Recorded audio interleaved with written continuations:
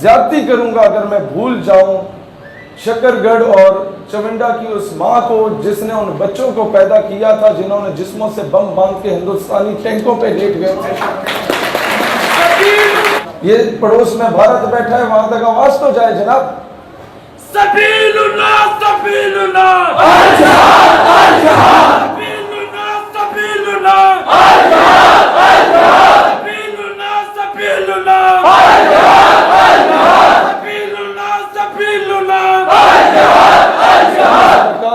میرا ایک دوست ہے برطانیہ کا, وہ مجھے کہتا ہے کہ وہاں میں ایک سیکیورٹی کمپنی میں کام کرتا تھا, تو میرے ساتھ کچھ وہ جو انگریزوں میں کچھ کالے بھی ہوتے ہیں, بلیک امریکنز جنہیں کہا جاتا ہے, کچھ وہاں کے جو سیاہ فام ہوتے ہیں, تو وہ بھی سیکیورٹی گارڈ تھے. تو میرا کام تھا میٹ اینڈ گریٹ کرنے کا, کہ کوئی مہمان آتا میں اسے کہتا hello sir how are you, please go there یا کم ہیئر. ہوتا کیا, کہتا ہے کہ فلسطین پہ ظلم ہونا شروع ہو گیا, جارڈن میں ظلم ہونا شروع ہو گیا. تو وہ انٹرنیشنل نیوز تھی, تو بی بی سی پہ CNN پہ یہ خبریں چل رہی تھیں. اب کہتا ہے کہ وہ سارے جو سیاہ فام انگریز تھے وہ اسرائیل کی حمایت کر رہے تھے, میں کر رہا تھا فلسطین کی حمایت. ہماری روزانہ کھانے پہ بحث ہوتی تھی, کیونکہ وہاں تو ہر ملک کا بندہ اکٹھا رہتا ہے. اب کہتا ہے کہ اتنے میں ہماری جو سیکیورٹی کی کمپنی تھی اس کا اونر گورنمنٹ کا بھی ایک ملازم ٹائپ تھا, سینئر عہدیدار تھا. تو اسرائیل کا فورن منسٹر نے آنا تھا اس کا وزٹ کرنے. تو میرا کیا کام تھا, میرا کام یہی تھا کہ meet and greet sir how are you fine, اور ادھر آئیں ٹی سی چاپلوسی. کہتا ہے اتنے میں جب یہ اناؤنس ہوا کہ مسٹر فلاں, جو کہ پاکستانی جس دوست کی میں بات کر رہا ہوں, آپ نے اسے ریسیو کرنا ہے. اس نے کہا okay sir I will receive ہم, میری نوکری ہے, میری ڈیوٹی ہے.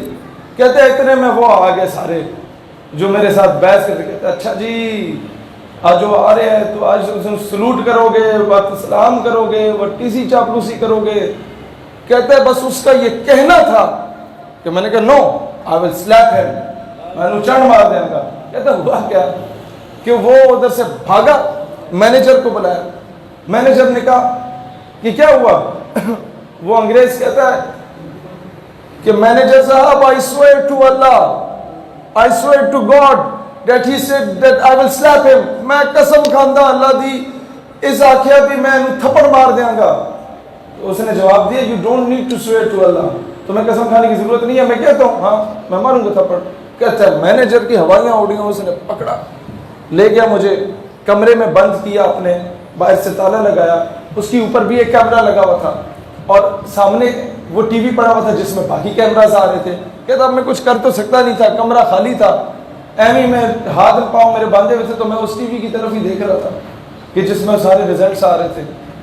کہتا ہے اتنے میں مینیجر بھاگے بھاگے اوپر سے کیمرہ دیکھ کے آتے, ڈونٹ لک دیر, اتھے نہ دیکھ, ٹی وی کی طرف کیوں دیکھ رہے ہو. کہتا ہے اس کو یہ خوف ہو گیا تھا کہ کہیں میں ٹی وی سے نکل کے اسے تھپڑ نہ مار دوں. تم ذرا سے دلیر پڑو, دشمن کا خود ہی پیشاب نکلتا ہے.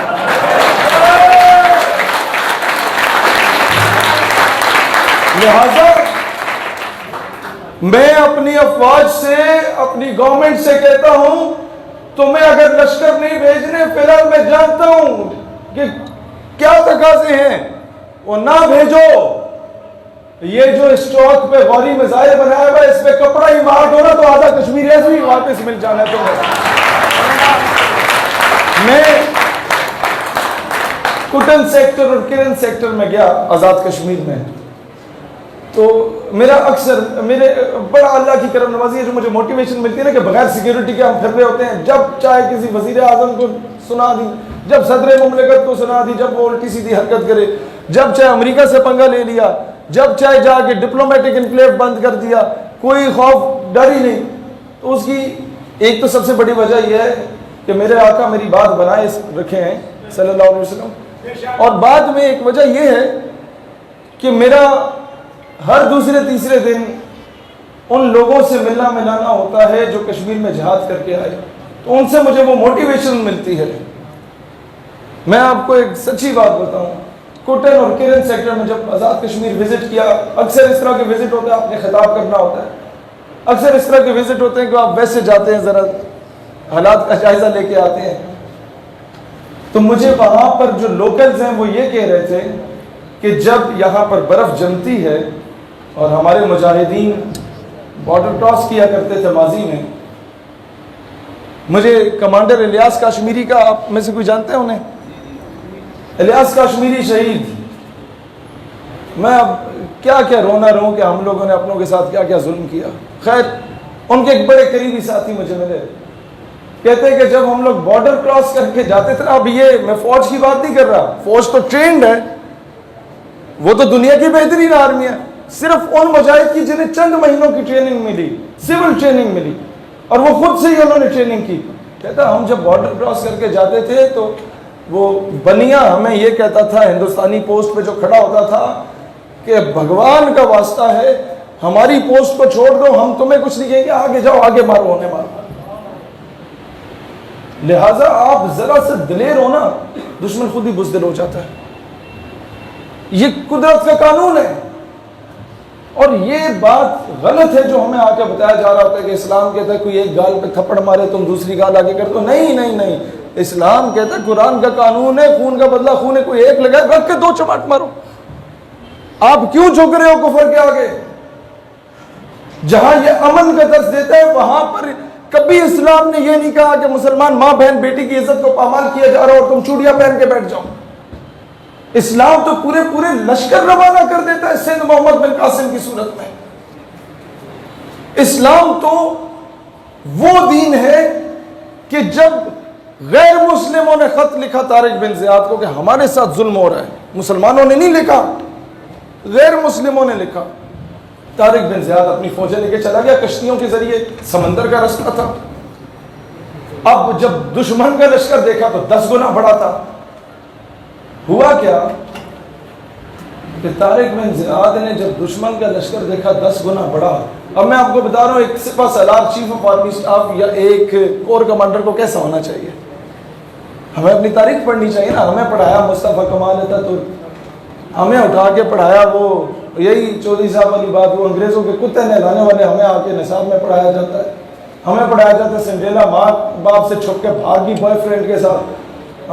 طارق بن زیاد کے سامنے جو لشکر تھا دشمن فوجوں کا وہ کوئی 10 گنا بڑا تھا. تو طارق بن زیاد نے اپنی فوج سے مشورہ کیا کہ کیا کیجیے, انہیں موٹیویٹ کیا, انہیں بشارت ہوئی. اب کور کمانڈر کیا کرتا ہے, کور کمانڈر طارق بن زیاد واپس جانے کا جو رستہ ہے وہ کشتیوں کا رستہ ہوتا ہے, وہ کشتیوں کو آگ لگا دیتا ہے اور کہتا ہے یا میں غازی ہوں گا یا میں شہید ہوں گا. یہ ہے آپ کے اکابرین, یہ چیز اپنے بچوں کو پڑھائیں. اور تیسری چیز,